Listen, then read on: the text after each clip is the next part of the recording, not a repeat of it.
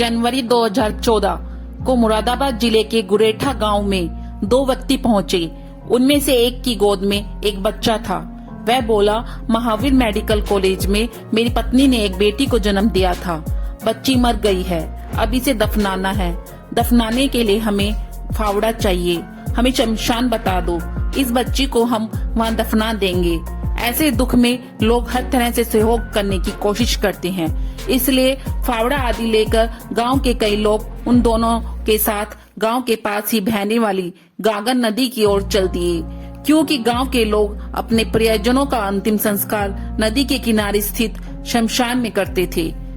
गांव का एक आदमी दुकान से बच्ची के लिए कफन भी खरीद लाया। नदी किनारे पहुंचकर गांव के एक आदमी ने बच्ची की लाश को दफनाने के लिए एक गड्ढा भी खोद दिया। वह उसे दफनाने ही वाले थे कि उसी समय बच्ची रोने लगी।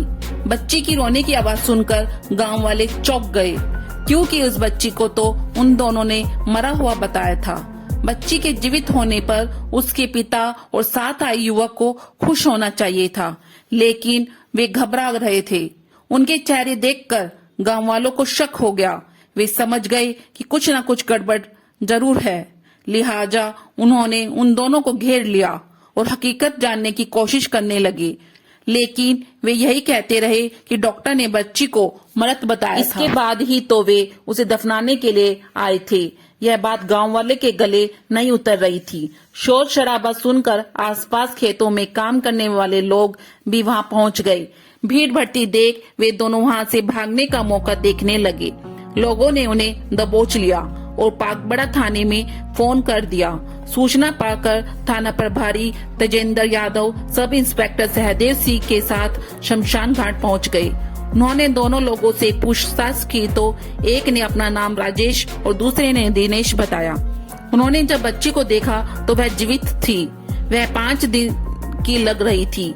पता चला वह राजेश की बेटी है। दूसरा युवक उसका साला है। पुलिस ने उस बच्ची को पास ही के मेडिकल कॉलेज में भर्ती करा दिया। डॉक्टरों ने जब उस बच्ची को देखा वो चौंक गए, क्योंकि वह बच्ची वहीं पैदा हुई थी और उसकी मां उस समय वहीं भर्ती थी। डॉक्टरों ने पुलिस को बताया कि बच्ची को उसका पिता राजेश जीवित अवस्था में ही ले गया था। उसके मरने का तो सवाल ही नहीं है। डॉक्टरों ने बच्ची को आईसीयू में भर्ती करके इलाज शुरू कर दिया। नगर पुलिस अधीक्षक महेंद्र भी थाना पाकबड़ा पहुंच गए। थाना प्रभारी ने उनके सामने राजेश से जब पूछताछ की तो बच्ची को जिंदा दफन करने की एक चौंकाने वाली कहानी सामने आई।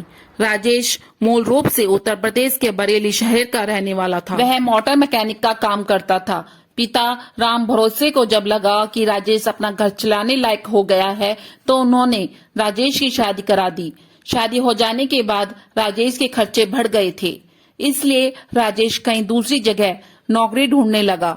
इसी दौरान उत्तरांचल के रुद्रपुर शहर स्थित एक फैक्ट्री में उसकी नौकरी लग गई।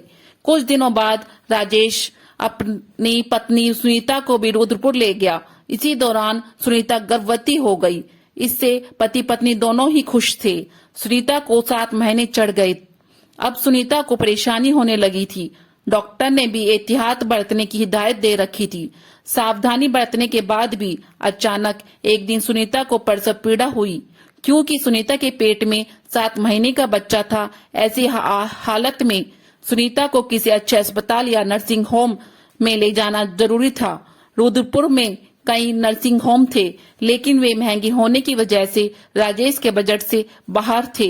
लिहाजा वह पत्नी को लेकर मुरादाबाद आ गया और उसे महावीर मेडिकल कॉलेज में भर्ती करा दिया। वहां 4 जनवरी 2014 को सुनीता ने एक बेटी को जन्म दिया। बच्ची 7 महीने में पैदा हुई थी, इसलिए बच्ची कमजोर थी और हालत ठीक नहीं थी। ऐसे में मेडिकल कॉलेज के डायरेक्टर डॉक्टर विपिन कुमार जैन ने राजेश को सलाह दी कि वह अपनी बच्ची को किसी अन्य नर्सिंग होम या अस्पताल ले जाए। बच्ची को इनक्यूबेटर में रखा जाना जरूरी था और वहां जो इनक्यूबेटर थे उनमें पहले से ही दूसरे बच्चे रखे हुए थे। उधर इतनी कमजोर बच्ची को देखकर वार्ड में भर्ती मरीजों के तीमारदारों ने राजेश के मुंह पर ही कह दिया कि ये बच्ची बचेगी नहीं और यदि बच भी गई तो पूरी जिंदगी अपंग रहेगी। बेटी की जान बचाने के लिए राजेश उसे लेकर मुरादाबाद के साई अस्पताल पहुंचा। साई अस्पताल में बच्ची को भर्ती करने से पहले 10,000 रुपए जमा कराने को कहा गया। उसके पास उस समय इतने रुपए नहीं थे। राजेश ने अस्पताल कर्मियों से कहा कि वह पैसे बाद में जमा करा देगा, पहले बेटी का इलाज तो शुरू करो, लेकिन उसके अनुरोध को उन्होंने अनसुना कर दिया। राजेश बेटी को हर हाल में बचाना चाहता था, इसलिए उसने अपने कई संगे संबंधियों और रिश्तेदारों को फोन करके अपनी स्थिति बताई और उनसे पैसे मांगे, लेकिन किसी ने भी उसकी सहायता करने के बजाय कोई न कोई बहाना बना दिया। हताश हो चुके राजेश के कानों में तीमारदारों के शब्द गूंज रहे थे कि बच्ची जिंदा नहीं बचेगी और अगर बच भी गई तो विकलांग रहेगी। हताश राजेश ने सोचा, जब बच्ची पूरी जिंदगी विकलांग रहेगी तो इसकी जान बचाने का क्या फायदा। इससे अच्छा तो यही है कि ये मर जाए। लिहाजा उसने बेटी को खत्म करने की सोची। इस बारे में उसने अपने साले दिनेश से बात की तो उसने भी जीजा की हाँ में हाँ मिलाते हुए 6 दिन की बच्ची को खत्म करने को कहा। दोनों ने बच्ची को मारने का फैसला तो कर लिया था, लेकिन अपने हाथों से दोनों में से किसी की भी उसका गला दबाने की हिम्मत नहीं हो रही थी। फिर उन्होंने तय किया कि बच्ची को जिंदा ही गड्ढे में दफना देंगे और जब सुनीता पूछेगी तो कह देंगे कि बच्ची की मौत हो गई थी और उसे दफना आए हैं। उस नन्ही सी जान की आंखें ठीक से खुली भी नहीं थी। दुनियादारी से तो उसे कोई मतलब भी नहीं था। माँ की गोद से पिता के मजबूत हाथों में वह इसलिए आई थी कि वह उसका इलाज कराएंगे, लेकिन उसे क्या पता था कि कन्यादान करने वाले हाथ ही उसे जिंदा दफनाने के लिए आगे बढ़ेंगे। पुलिस ने उसे न्यायालय में पेश करके जेल भेज दिया। पुलिस ने उस बच्ची को महावीर मेडिकल कॉलेज में भर्ती करवा दिया था। वहां उसे इंक्यूबेटर में रख दिया गया था। उसकी हालात में भी सुधार होने लगा था। इलाके के लोगों को जब एक पिता के यमराज बनने की जानकारी हुई तो लोग बच्ची की लंबी उम्र की दुआएं करने लगे और बच्ची के इलाज के लिए कई लोगों ने अस्पताल में पैसे भी जमा कराए। लेकिन एक सप्ताह बाद ही उस बच्ची ने अस्पताल में दम तोड़ दिया। वैसे यहाँ एक बात बताना जरूरी है कि राजेश की नियत बेटे की हत्या करने की नहीं थी, बल्कि वह तो उसकी सुरक्षा के लिए ही मेडिकल कॉलेज लाया था। उसकी मजबूरी यह थी कि इलाज के लिए उसके पास पैसे नहीं थे। संबंधियों और रिश्तेदारों ने भी मुंह मोड़ लिया था। वार्ड में मरीजों के तीमारदारों ने बच्ची के बारे में गलत धारणाएं राजेश के मन में भर दी थी। इन सब स्थितियों में उसे यमराज बनने के लिए मजबूर कर दिया। आप मेरी वीडियो को लाइक एंड सब्सक्राइब करें।